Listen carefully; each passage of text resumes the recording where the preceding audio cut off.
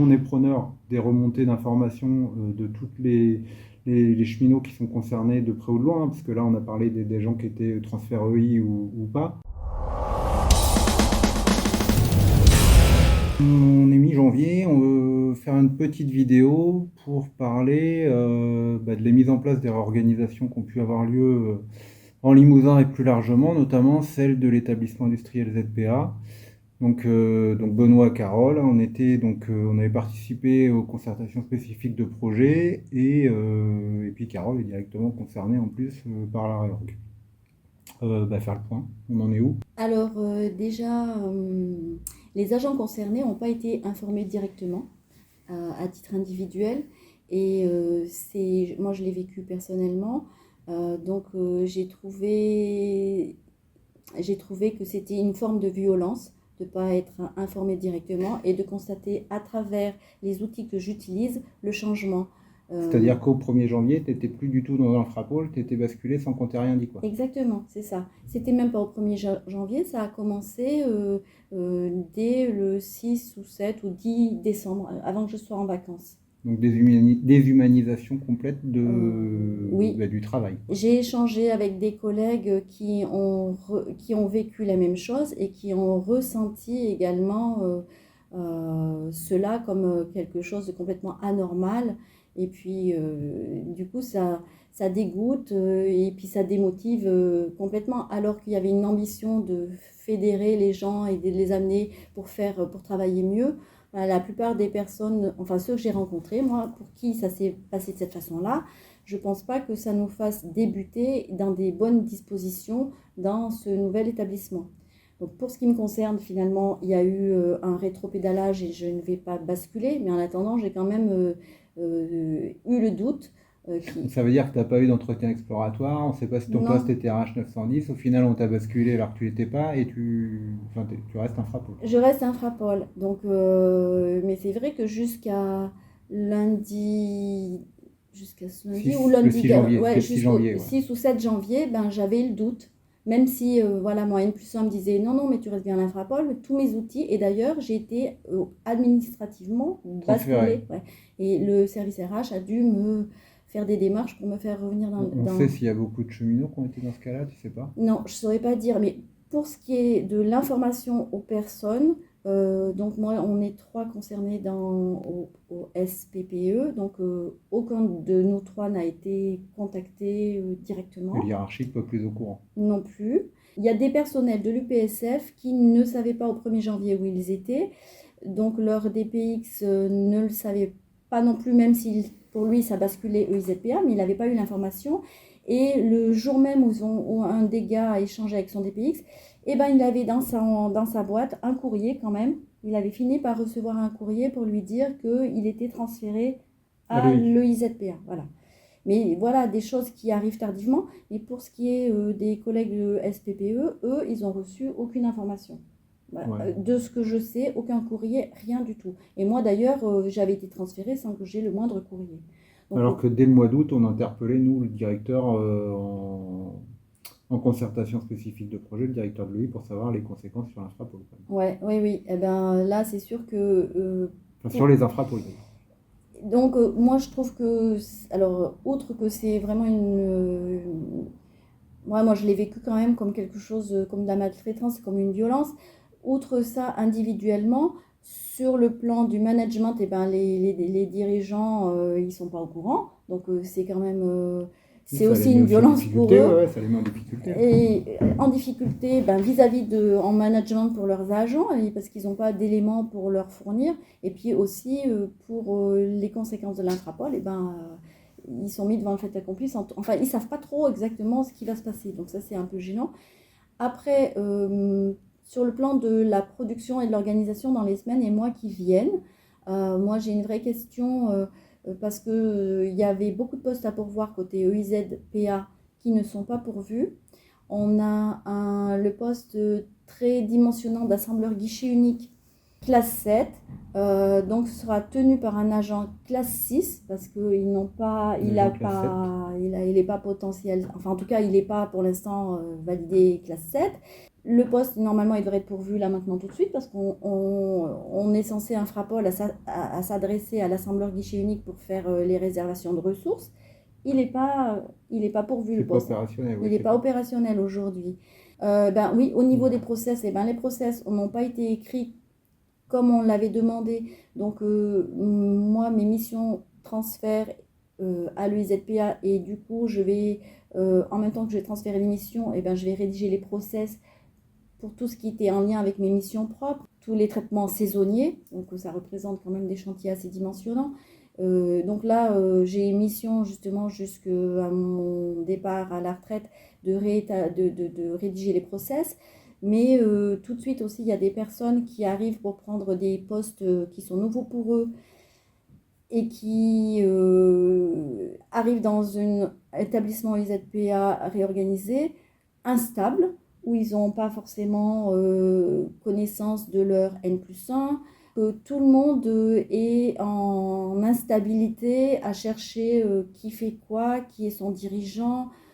C'est très inquiétant pour tout ce qui est de la prod dans les mois à venir. Ouais, ça, moi, quand je vois ce que tu dis sur les process, ce qui m'inquiète là-dessus, c'est qu'au mois d'août, on est intervenu là-dessus, et pas qu'un peu lors de la coordination spécifique de projet, pour dire en gros on ne peut pas faire une réorg si on n'a pas évalué les process et les conséquences de ces process sur les organisations. Et en fait là au 1er janvier c'est mis en place alors que les process n'ont toujours pas été écrits et que c'est pas maîtrisé quoi, par l'établissement prenant. Ça, je pense, oui, malheureusement. Alors, il y avait un des secteurs qui avait pris un petit peu cette alerte et qui avait essayé de le traiter, c'est la partie train des herbeurs, donc où des choses ont été écrites, mais il y a eu une difficulté qui est apparue par rapport à l'encadrement des trains des herbeurs, donc, parce que c'était une charge importante avec un DPX qui allait être sur toute la ZPA. Et donc finalement, ils ont trouvé une interlocutrice, donc ça sera une DPX. Moi, j'ai monté un programme, par exemple, pour le train des herbeurs sur notre région, et la DPX, je l'ai contactée pour savoir si elle avait eu le programme, et elle l'avait pas. Donc elle prend une mission, et alors qu'il y a des choses qui ont été faites, les informations communiquées ne sont pas montées jusqu'à elle. Donc c'est vraiment C'est de l'amateurisme complet là, dans l'organisation. oui, puis de toute façon, ça va reposer sur la bonne volonté des personnes pour faire tourner, euh, pour faire tourner dans un premier temps les choses. C'est beaucoup d'interrogations. Et comme tu le disais, il est important que les personnes qui sont en difficulté ou qui craignent de l'être n'hésitent pas à faire appel aux représentants du personnel. Bah, et puis nous, oui, là-dessus, enfin, l'intérêt, c'est aussi de faire remonter les sujets en CSE, parce que le sujet de l'EI, il faut se rappeler, alors on n'en a pas parlé là tout de suite, mais il y a quand même eu une expertise faite par le cabinet de gestes où beaucoup de problèmes étaient remontés dans l'expertise. On ne va pas détailler, sinon ça va durer, déjà qu'on est long, ça va durer encore plus longtemps. Mais ça veut dire qu'aujourd'hui, les élus CSE, ça ne changera peut-être pas les choses, mais il faut aussi qu'ils mettent la direction face à leurs responsabilités et aux engagements non tenus, et en tout cas toute la désorganisation. Donc nous, on est preneurs des remontées d'informations de toutes les cheminots qui sont concernés de près ou de loin, hein, parce que là, on a parlé des gens qui étaient transfert EI ou pas, mais la désorganisation va avoir d'autres conséquences sur les autres établissements réseau, en tout cas, Oui, peut-être même au-delà. mais la désorganisation et puis les inquiétudes, elles sont côté Infrapol, mais elles sont aussi côté EI. D'ailleurs, le cabinet de GES, dans son rapport, le souligne. Il y a beaucoup d'interrogations également côté EI parce qu'il y a une augmentation de la masse salariale considérable, des nouvelles missions, une interrogation sur les encadrants RH, enfin, ou le personnel RH qu'il va falloir mettre en place pour gérer tous ces nouveaux entrants. Donc il y a une vraie inquiétude également côté EI. Moi, les personnes qui basculent côté EI, justement, qui viennent prendre des missions qui étaient actuellement Infrapol. infrapol, ils se posent, enfin, comme il y a des nouvelles personnes, bah, c'est une difficulté pour ces gens. Et c'est notamment, moi j'ai dans mon service actuellement un agent, un collègue de l'EIC qui vient motivé au départ. Et là, quand il voit qu'on n'est pas bien organisé, bah, cet agent qui arrive juste, il est en train de se poser des questions, est-ce que je suis allé au bon endroit? Donc ça fait un peu peur parce que si jamais il rétro-pédale et qu'il dit bah non, mais oh là là, là où je m'embarque, ça fait peur. Euh, j'ai plusieurs agents qui se posent la question de l'évolution de leur responsabilité et de leur charge de travail et qui ont une vraie inquiétude. Donc le travail du cabinet de geste aussi, c'était en lien avec les RPS. Donc les Euh, risques psychosociaux. voilà, et là, franchement, à mon avis, il faut absolument que... Alors, faire effectivement, ne pas hésiter à faire remonter Au syndicat, au on fera syndicat, remonter aux élus, nous. mais également à son N+1. Moi, par exemple, quand parce que j'ai cru très naïvement, à l'âge que j'ai, c'est un peu dommage, mais j'ai cru jusqu'au bout que j'allais être contactée. Vraiment. Et du coup, quand j'ai vu, avant de partir en congé, le 13 décembre, que j'avais reçu aucune information, alors que on avait déjà modifié mes outils, j'ai écrit, il faut le matérialiser également. Moi, j'ai écrit à mon N+1 en lui faisant part de ce que j'avais constaté et de l'effet que ça m'avait produit. Parce que ben, je ne pensais pas que ça me blesserait et ça m'a blessée, en fait.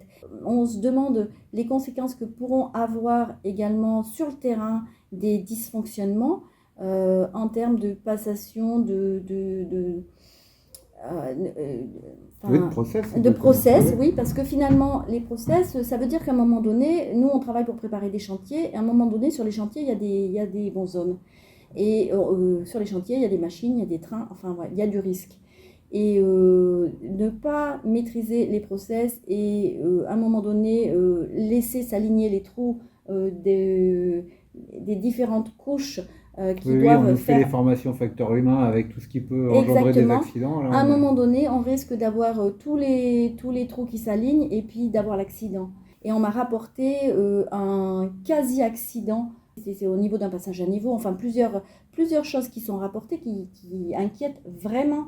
Ce que je veux dire, c'est que quand même, avec ces réorganisations euh, permanentes, il y a les des postes, conséquences sécurité derrière. oui, il peut y avoir des conséquences sécurité. Alors, la direction sera bien en responsabilité là-dessus en cas d'accident. Et à un moment, la feuille de l'organisation dans les risques et dans les facteurs humains d'accident est en responsabilité. Donc nous, ce qu'on attend, c'est que vous nous fassiez remonter vos exemples, si vous en avez précis, puisqu'il faut du factuel pour les élus, qui siègent qu'à la ZPA, et puis ça fait déjà pas mal pour aujourd'hui. Oui, oui, oui, oui, parce que justement, par rapport à ces risques, eh ben, réécriture des documents uniques, à mon avis, rien de ça ne doit être fait. Prévu, ouais. Puis il n'y a pas de renforcement plus sur les cellules COSEC, etc. C'est peut-être même plutôt l'inverse. Mm. Donc, normalement, pour protéger les salariés, eh ben, il doit y avoir une analyse, la réécriture de documents uniques, et tout ce travail, pour moi, n'a pas été fait. Ça laisse une belle marge de progrès, mais en attendant, c'est pas qualitatif. Et puis en attendant, c'est encore des erreurs qui coûtent cher et on va pas à l'économie. Et juste pour finir, quand même, il faut se rappeler que Jean-Pierre Farandou disait en 2021 que tous les cheminots et les salariés devaient prendre le temps qu'ils passent au travail comme un moment positif de leur vie. On voit l'exemple là, Ouais. la déshumanisation et le traitement qui est fait aux collègues. Voilà. Bon, tenez-nous informés et à une prochaine.